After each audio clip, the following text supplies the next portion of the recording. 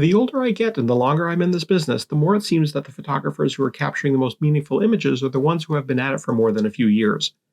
It's the life experience of having been married yourself, maybe having kids, changing careers, forming friendships, and having loves that were part of your life for a period of time and then, for whatever reason that's unique to you, become part of your past. Maybe you've gone on adventures around the world or just gone for walks in the woods near your house. Maybe you attended a number of concerts or sporting events or conventions for your favorite pastime. These experiences add up to make you, you. These are the experiences that shape us and create a worldview through which we experience new adventures in life. When you've lived and loved, you have a better sense of who you are as a person and gain a learned understanding of how others also move through the world. As you get older and accumulate more personal experience, this only deepens. If you're able to internalize these experiences and turn them outward, this can make you a better photographer. If you're able to channel your ability to understand and share the feelings of others into your photographs, you'll create some of the most compelling images in your portfolio. The more in tune you are with your subject, the more you'll feel what they're feeling. If you can capture that essence and translate it into the frame, that's where the most meaningful photographs come from. Photography in general, and documentary photography specifically, is about three things: light, composition, and moment. Recognizing and understanding all three can be taught. If you're someone in your teens or 20s or 30s who is still developing an awareness for how others feel, you can develop that skill set as much as you can learning about the direction and quality of light. We probably all know people who lack a certain amount of empathy. I certainly don't know every photographer out there, or even the people whose names we know who have sponsorships or speak at conventions or have far more successful YouTube channels than I do. But most of them seem like good and decent people. There's some who don't come off that way to me, and if I've had the opportunity to meet them in person, that sort of plays out as I would have expected. But the reverse seems to be more common. Empathy in photography isn't a bag of tricks or a formula for making compelling images. It's more a state of being. If you're someone who's worked on yourself to become a better person, in whatever form that might take, it's been my experience that over time, you're far more likely to become a better photographer. A lot of the visual fireworks that younger photographers utilize don't seem to be used as much by those with more experience. Those fireworks can get likes and attention on social media, which, for better or for worse, is the currency of the online world we live in. But much of the time, it's just something shiny. It's like too much frosting on top of what would have been a really good cupcake. When the surface complements the structure underneath, you get a better cupcake, and you get a better photograph.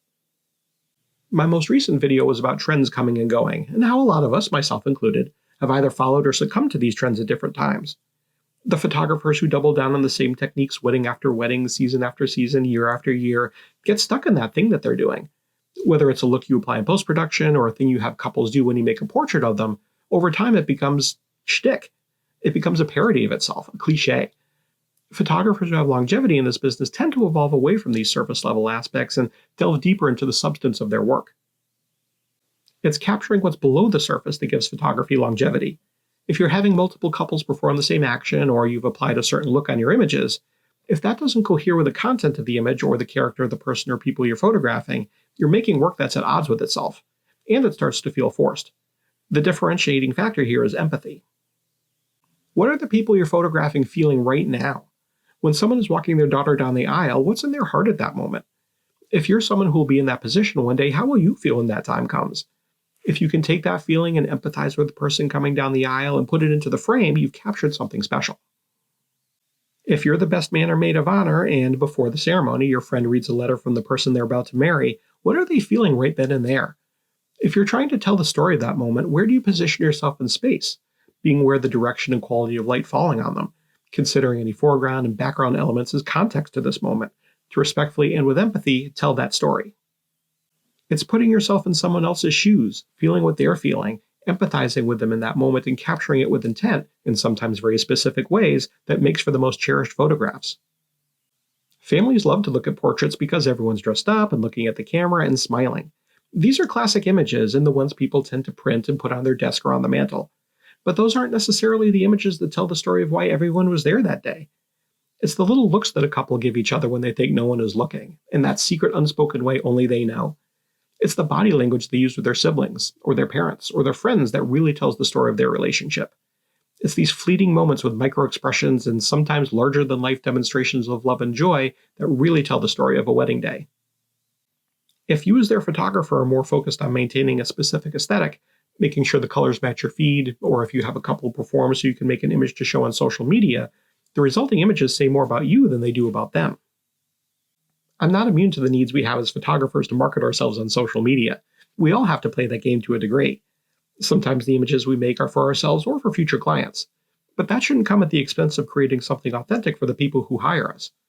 You can still do whatever your shtick is and make an image that resonates with both the couple and a wider audience. But when we lose sight of what this job can be, we do a disservice to the couple and to ourselves. At a certain point, when your portfolio becomes a collection of variations of the same pose or action, the work becomes predictable and repetitive. How many times a season do you have a couple do the same thing as the last?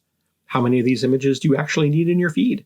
If someone were to look at your portfolio and see 10 or 20 or 30 photos of basically the same thing, just having people in a different location isn't a differentiating factor. Mix it up. Try a different kind of lighting. Maybe use a different placement for your lights or a way of modifying them. Gel your flash. Try a different lens than you usually use. Introduce some variety so your work doesn't become a cliche or a parody of itself.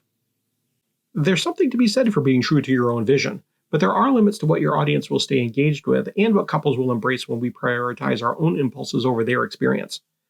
If you can step into someone else's shoes, feel what they're feeling, and use your experience with light, composition, and storytelling, whether through candid moments or portraits, you'll end up with images that are far more compelling and meaningful.